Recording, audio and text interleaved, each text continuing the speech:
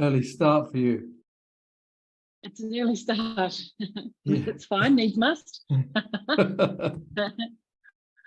How a are you dark doing? there still. I'm very well. Thanks, yourself. Very good. We have daylight saving this weekend, so it'll go back to being light in the morning, just for a short time. Right. Okay. So You've just had daylight saving, I believe.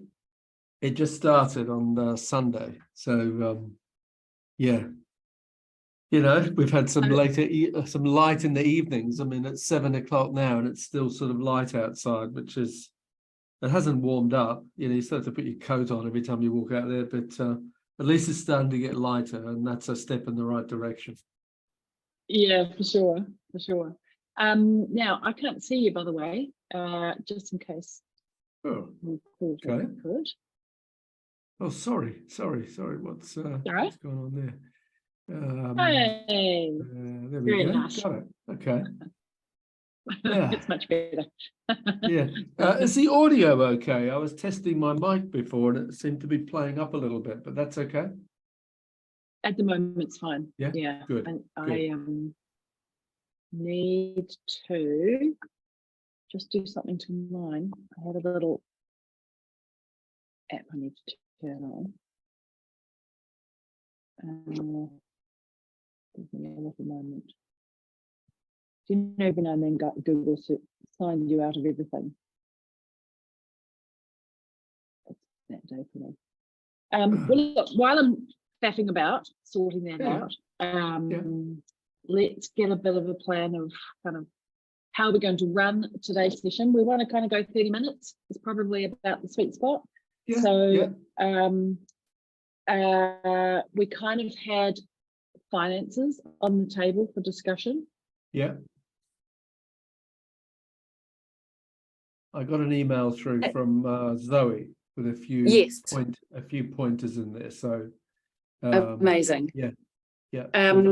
So is there any particular key points you want to make? I'm just going to make some notes here. I want to be mindful of asking the right questions, so we can kind of have a meaningful discussion about, an industry problem, really. Is there anything in particular you kind of wanted to touch on? Give me all your thoughts now. Well, I've been working on putting a money course together, so which gets launched in a couple of weeks. So I'm just up to here. We're talking about money at the moment, in a positive way. You know what I mean? Like, it's a good topic. Like, yeah. What's the bit I start with, sort of thing. So I suppose, the sort of general rationale behind that is the degree of financial illiteracy in the salon industry.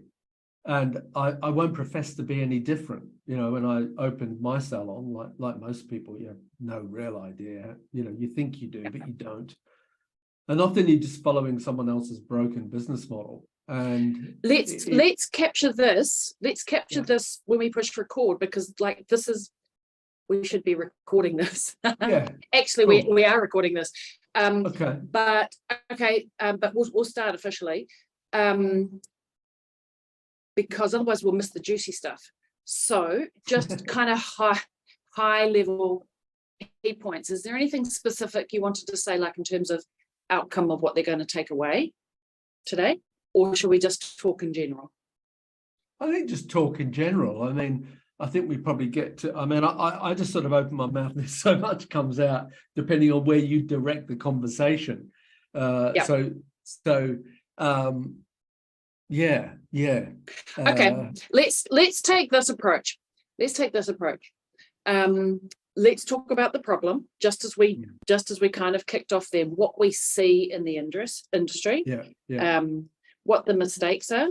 Like, maybe there's a story you've got with an owner you've worked with or something, or even your own story. I certainly have got my fair share of mistake stories.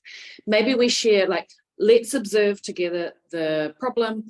Let's talk about a couple of mistakes that we see, and I think let's kind of give two fundamental kind of key you musts.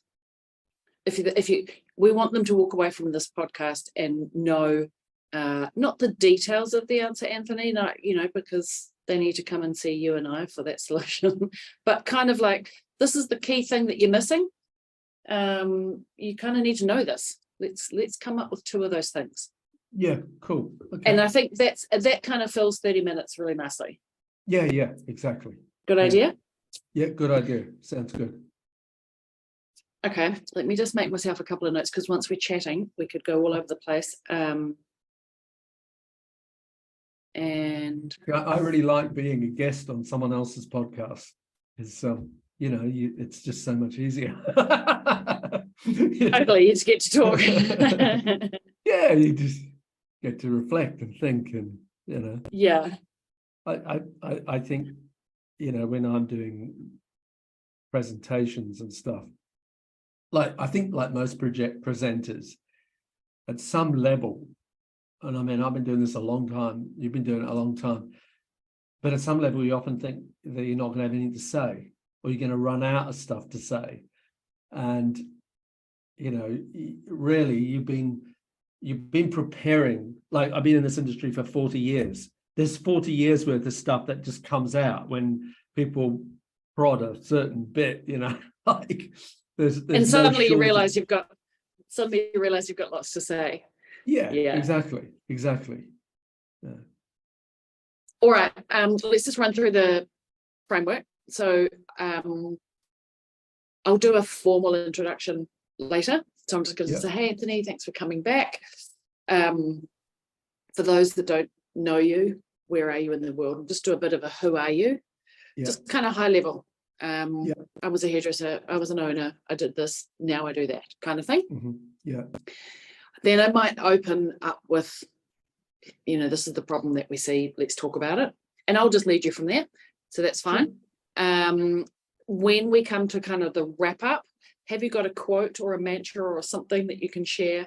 Potentially. I do. I have a couple. On theme. So yeah, great. Okay. So I'll invite you to do that. That will be good. Maybe you can share a book, a resource, something you've listened to, something you've read recently, like Profit First, or I don't know, whatever something, recommend the thing, and then you dub and all the things. Sound good? Yep. Cool. All right. I would push record, but sometimes I have forgotten to push record before. So now I have it set up to do automatic recording. I've done it more than once. More than once. I just did Gordon Miller?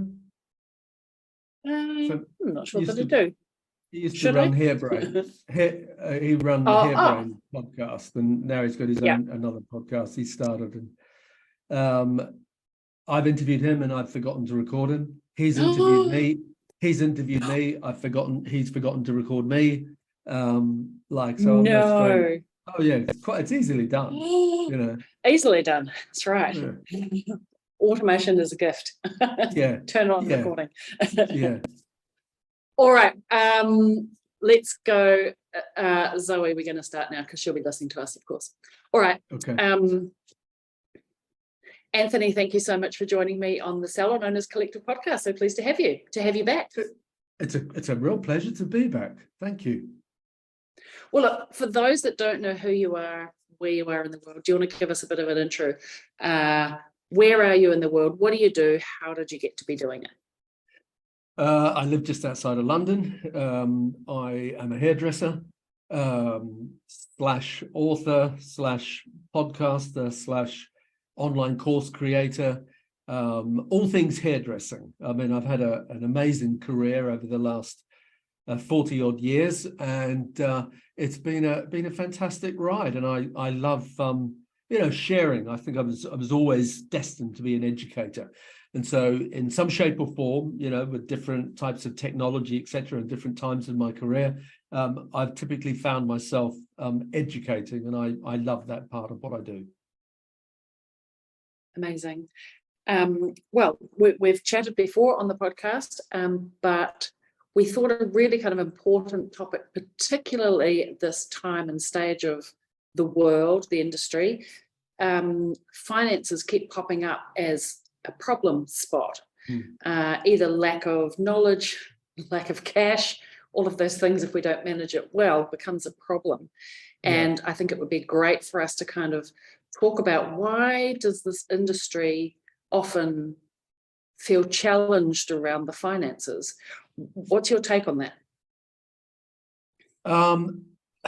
Yeah, it's difficult. I hate making generalizations about the industry, but as a generalization, most people in this industry are very sort of visually orientated in how they take in and process information. They tend to sort of err towards the the sort of creative side of the brain, and most of them maybe weren't drawn to numbers and maths. They were more likely to drawn to doing things that they did with their hands and doing creative things and more visual. And maybe that they feel intimidated by numbers, and so a lot of that is one of the reasons why they end up finding themselves in a career path that is a very visual job, hairdressing, and using their hands. And I can only talk for myself, but in my case, I left school first chance I got. I didn't, I don't have any great qualifications or whatever. I've never studied finance or anything, and that doesn't hold you back when you become a hairdresser. It doesn't hold you back at all. Maybe a little bit, you realize that, I'm measuring color here and peroxide. There is, something to be said for understanding numbers.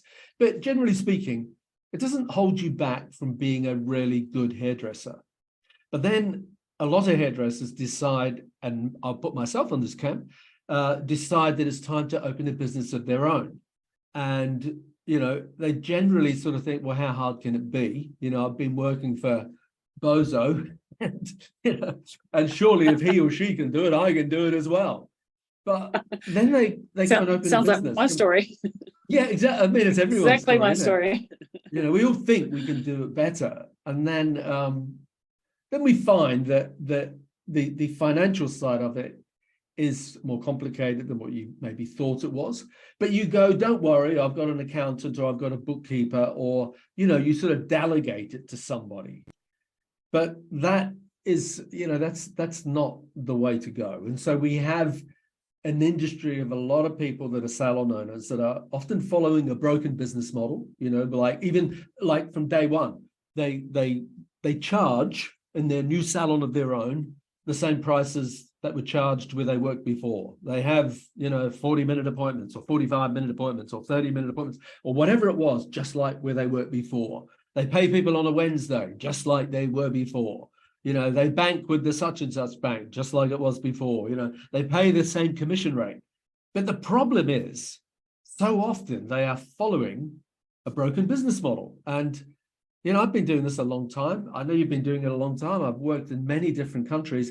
It is not a unique problem to hairdressers anywhere. It is a universal problem. But, when I think about it, it's probably not just hairdressing. I think a lot of small businesses are like that people open a small business because they're good at doing the job of that business. The baker opens a bakery, the chef opens a restaurant, the electrician opens his own electrical company, we want to serve customers. We want to look after and do the trade that we wanted to do, but do it our way, for sure. Yeah. But that's the problem. Just because you're good at the trade, the craft, or whatever it is, it has no bearing on whether or not you'd be good at, running a business. It does that. And that's, where a whole nother sort of raft of education comes in. I was talking to someone the other day about this, and I said, as I said it, I thought, I've never said that before, and that's so true. And it was such a simple thing. It was that if you were to employ a business manager, like someone to run your business who wasn't a hairdresser, would you on day one give them a pair of scissors and a comb and say, look, your first client's in? And of course, the answer is no, of course you wouldn't do that. That's a ridiculous assumption. But it's no more ridiculous than thinking that just because you're a hairdresser one day that you can be apt at running a business the next day. It's a completely different set of skills. And, I always put my hand up and say this was me as well. So I'm really telling my story. And you realize very quickly that you need to get good people around you, and you need to get an education. And if you don't have good people around you and don't get an education, you simply don't survive. And unfortunately, there are hairdressers, all around the world that, pretty much they might still be open, but they're not exactly a profitable concern. At best, you'd call it a lifestyle business where they have a nice lifestyle, they run their car through the business, et cetera, but they're not really a profitable business that makes significant amount of money, or that they can sell, because essentially in so many cases, they are the business. And when you take them out of it, the whole thing collapses. So, yeah. And I think particularly at the moment, post-COVID, inflation is up. Recessions are apparently happening or not happening. This is the time that the cracks will show. And if we don't have the pieces of our business in order, things fall apart. So I think we have to have our numbers in place, because the numbers should be telling us what to do. It really should be our guiding light, the pathway, if you will, on what to do. Because I think otherwise, again, generalization as an industry, we're pretty intuitive. We can often tune into what's happening around us. But I think for me, I learned relatively early on that the numbers will become the sanity check to the gut instinct. We can't live on gut instinct. Running a business, this is not logical. So the numbers have to be the guiding light. It's the map to, to the journey, I guess. Would you agree? Totally. But the problem goes right back to, I can remember when I opened my first salon in Sydney, and I went to my accountant end of the financial year, and he gave me my set of trading accounts for the year. And it was this bound sort of booklet, I don't know, 10, 15 pages and whatever. It was quite a significant, document. And he gave it to me, and I just sort of looked at it. I had no idea what I was looking at. They were numbers, and I can see, there's 1, 2, 3, 4, 5, 6, 7, 8, 9. I could read that. I could see the numbers, but I didn't know what the numbers meant. And, so obviously he was showing me a profit and loss, and he was showing me a balance sheet, and he was showing me a statement of cash flow, but it may as well have been written in Swahili or something. Do you know what I mean? I'm just looking at all this paper with all these numbers, but I didn't know what the numbers meant. And, I didn't know whether they were good or whether they were bad. It was sort of compared to what? And until you have some references, until you have some benchmarks in place, whether they're your own benchmarks, as in, this is what I was doing last year and this is what I'm doing this year, or this is a benchmark of the industry average and this is how I compare to it, or this is a benchmark of what my goals are and where I am in reality. Until you've got something to compare it to, it's sort of a bit meaningless. And I can remember as this young salon owner who opened my first business, my accountant's giving me the P&L and he's talking me through it, and I'm trying to sound intelligent, look like I know what I'm talking about. And he said at the end of it, and so you made however much money it was profit. I made a profit. And the stupidity of it is, I knew that there was no money in the bank. Do you know what I mean? I knew that he wasn't about to open the drawer and give me money. I think off the top of my head that it was that it was $27,000 profit that I'd made. This is 30 years ago or something. And so $27,000 is not a huge amount of money in profit for a business, but at least I was in profit. But I knew that he wasn't about to go, and here it is. You know what I mean? But I knew that I didn't have it either. That profit is like a theory. Do you know what I mean? And it didn't actually exist. And so it was a point I walked out of there, and I knew that was a defining moment for me, that running a business is a game. And in order to win the game, you have to understand the numbers. You have to understand the story behind the numbers. You have to be able to read what the numbers are telling you. And if you don't, then those numbers will destroy you if you're ignorant about it. I love that you use such a strong word. I really agree. The numbers will destroy you if you ignore them. I had to laugh during your story because it's so similar to mine. Really, really, truly is. My first accountant, my father was a businessman and introduced me to him. And my first set of accounts, he actually spoke at the table directly to my father and completely ignored me altogether, and just kind of bypassed me and thought, I don't know what this little girl's doing here, but she's obviously along for the ride. And so I quickly changed my accountant. And I too had the profit, and I was looking around going, where is the profit? And I quickly understood that the profit was not really profit, and it was certainly not my profit to take home. Profit has a job to do, and there's a bunch of things it needs to do before it gets anywhere near me. So I think the kind of the takeaway here is there's lessons to be learned, and we need to go deep. Would that be true? Without a doubt, without a doubt. But the good news is, I often say to people that the hairdressing industry is actually a really simple business model. Do you know what I mean? Like, we don't have a warehouse. We don't have people on 30, 60, 90 days. We don't have an R&D department, like you come in, you get your haircut. Cash on the day. Exactly. I call up the supplier, the distributor, whatever. They'll deliver some product to me.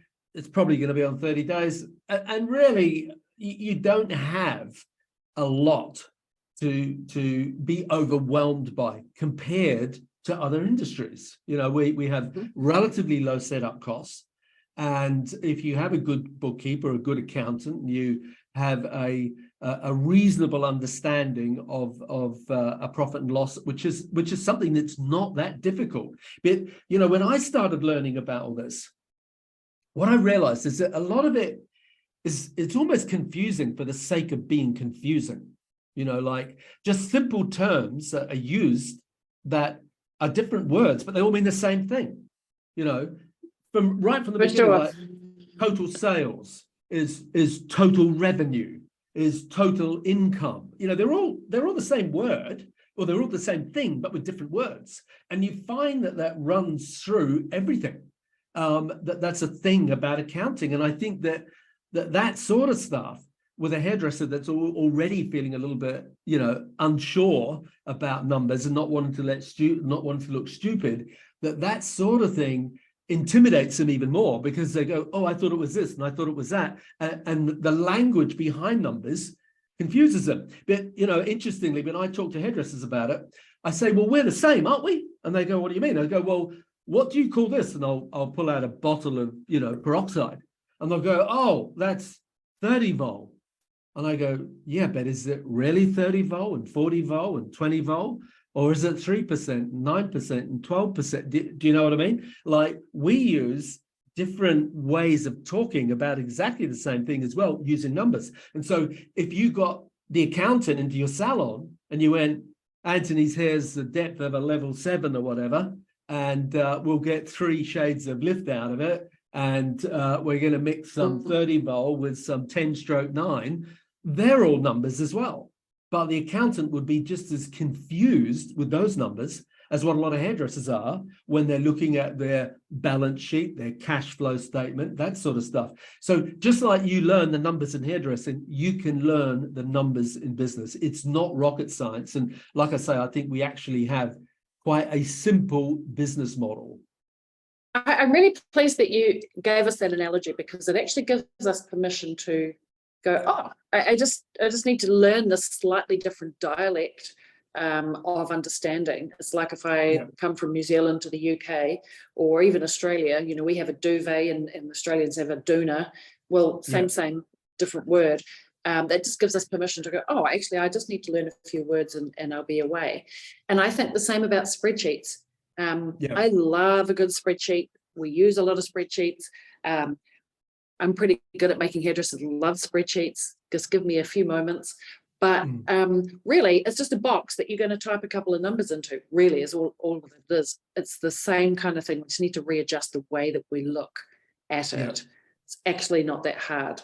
Okay, well, let's talk a little bit about, I would love to give our listeners some kind of idea on what should a good financial habit look like? We know we need to get the numbers. We know we need to read the numbers.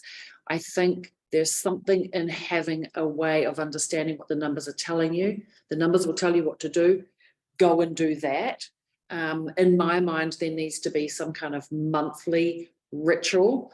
What would you suggest the monthly ritual or the weekly, monthly, annual ritual should be? I think this is a good, like, let's get it in our mind. What is good? What are good financial habits?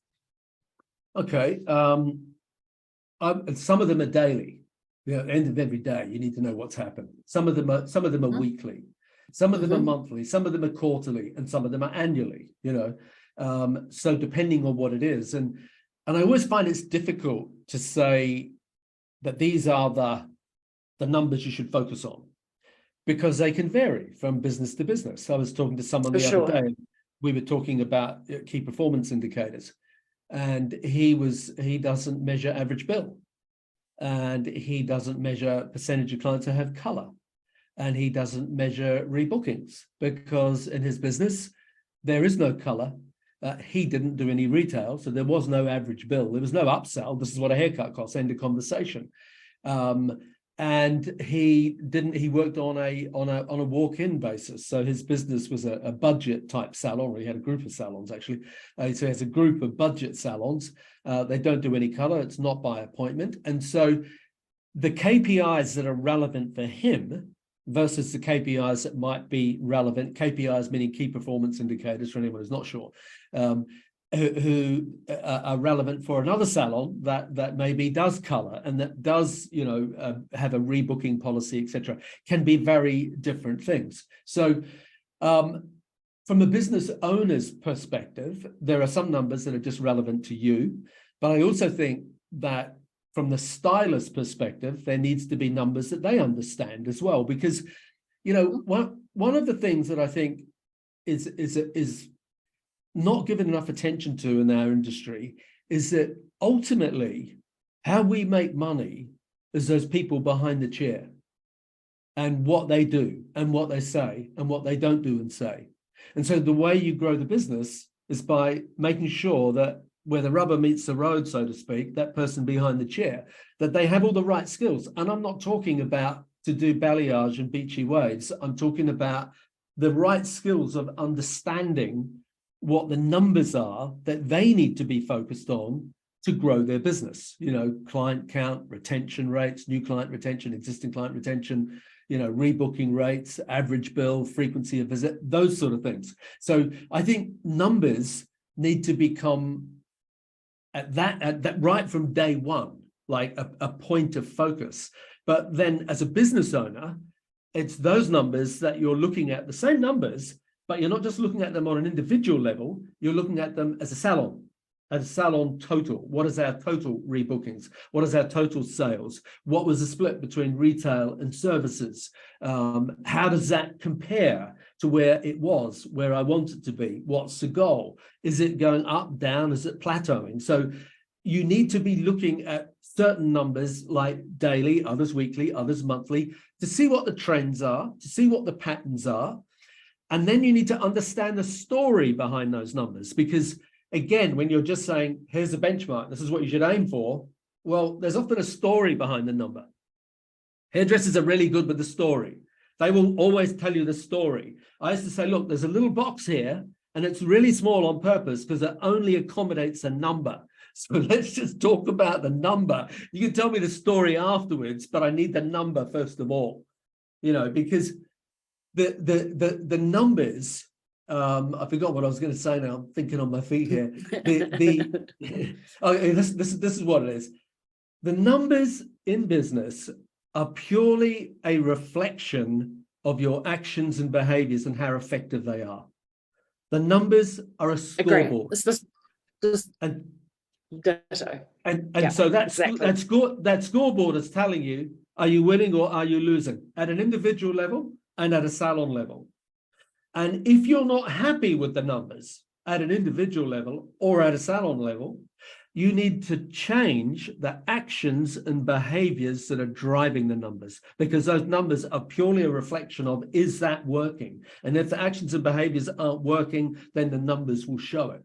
So depending on your business, depending on the size of your business, depending on the business model you have, whether they're renters, whether they're employees, will determine, and what your own goals and ambitions are, what numbers you're looking at, how intently you're focusing on them, and how frequently maybe you're reviewing them.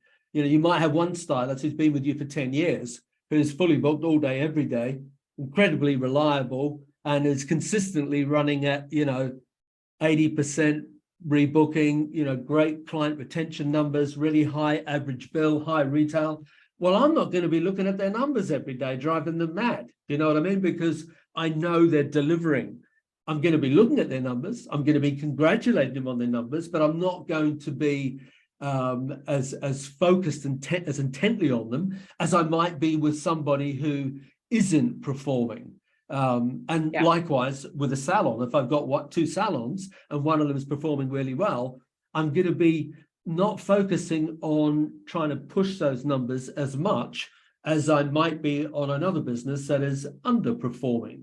So I don't know if I've answered your question. I think I've sort of come at it from different ways. I think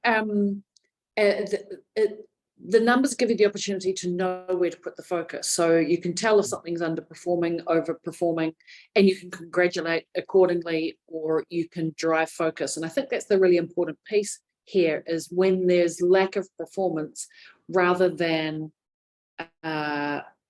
feel upset that someone's underperforming, we actually need to go in and get in behind them and help them lift their performance.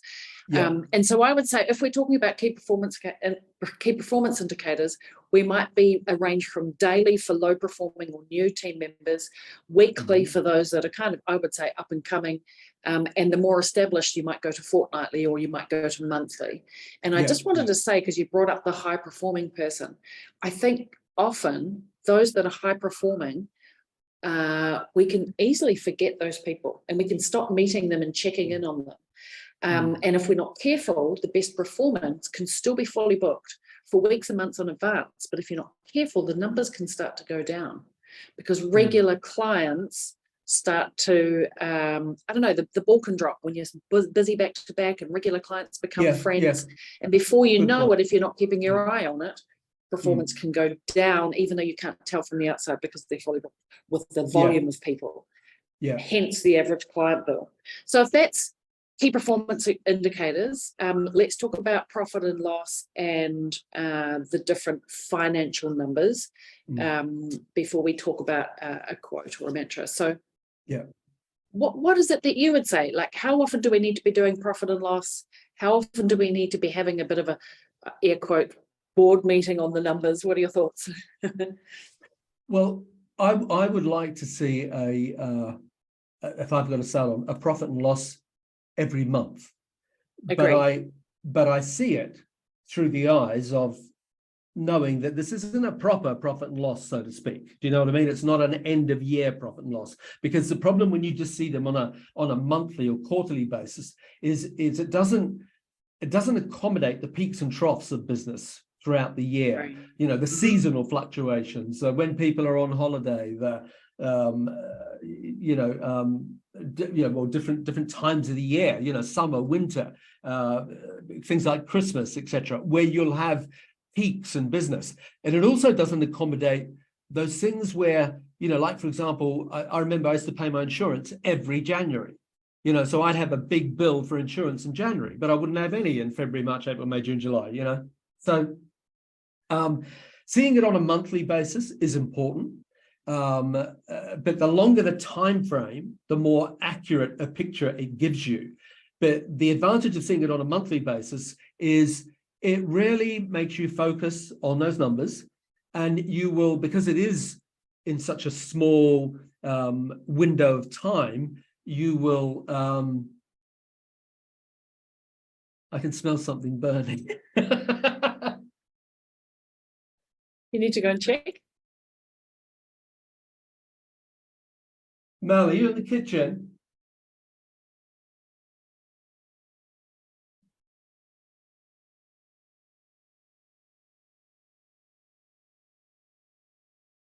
I can hear her going into the kitchen. So yeah, I know she was cooking something before, and all of a sudden I could smell something. I couldn't concentrate on what we were saying. I'm so sorry.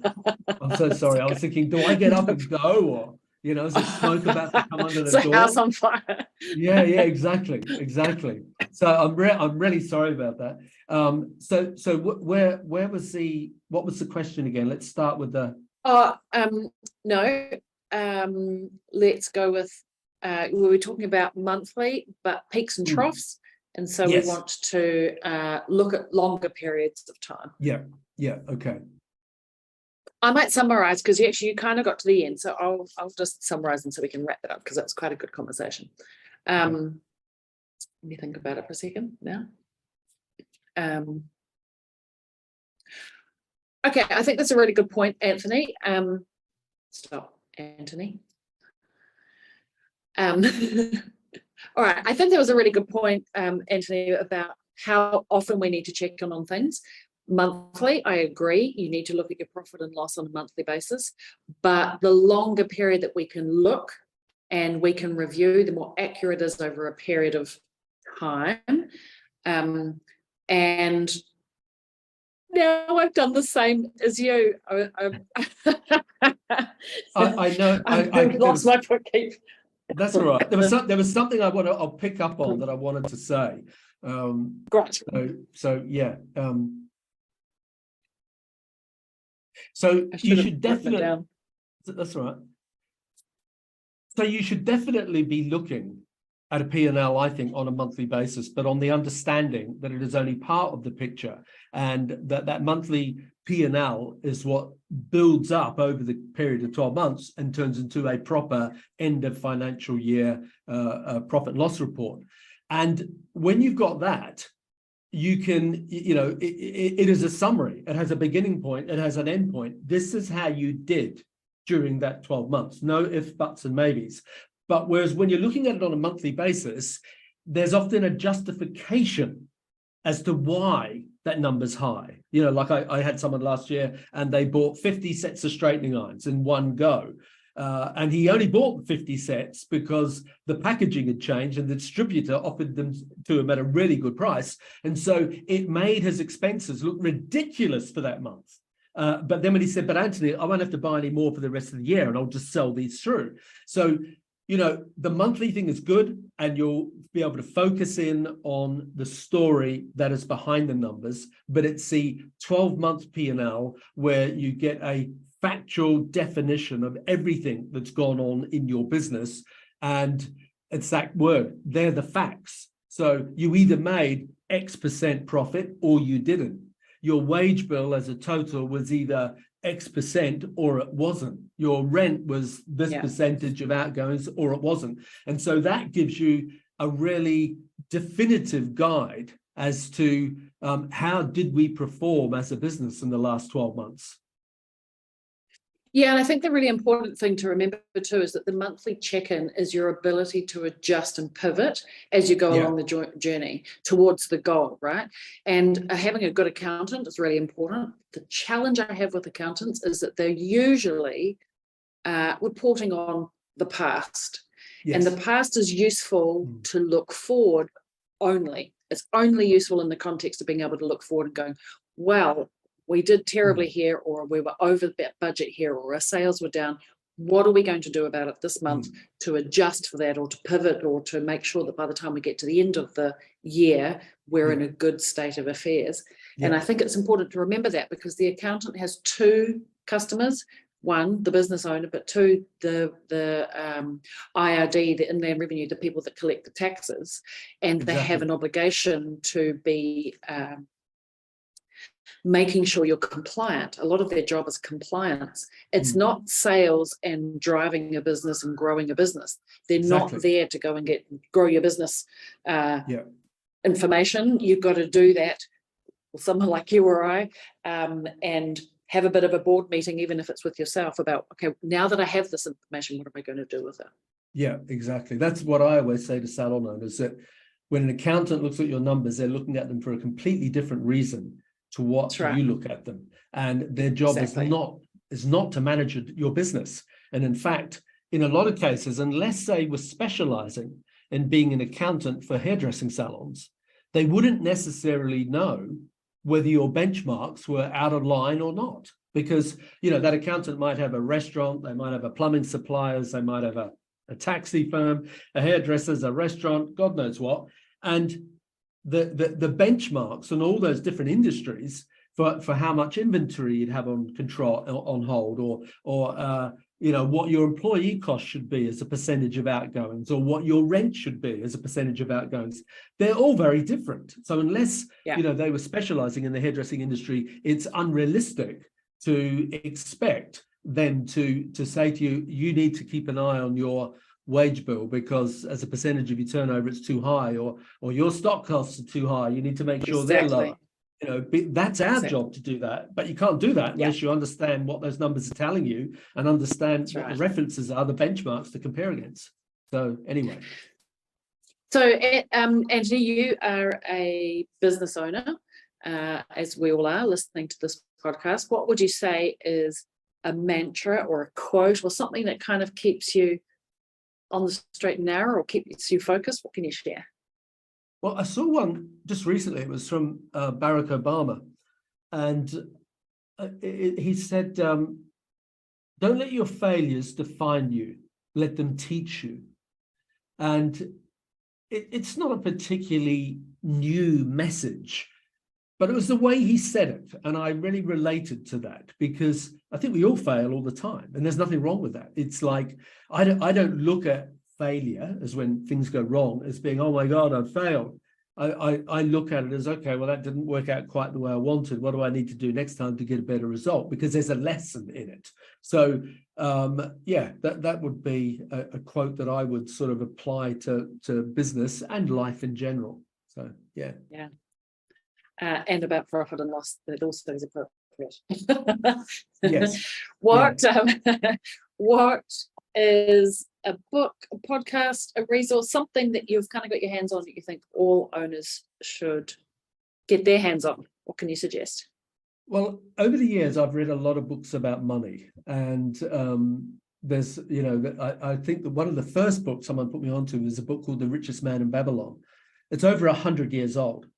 And then, you know, there was a book called Think and Grow Rich. That's probably 60 or 70 years old.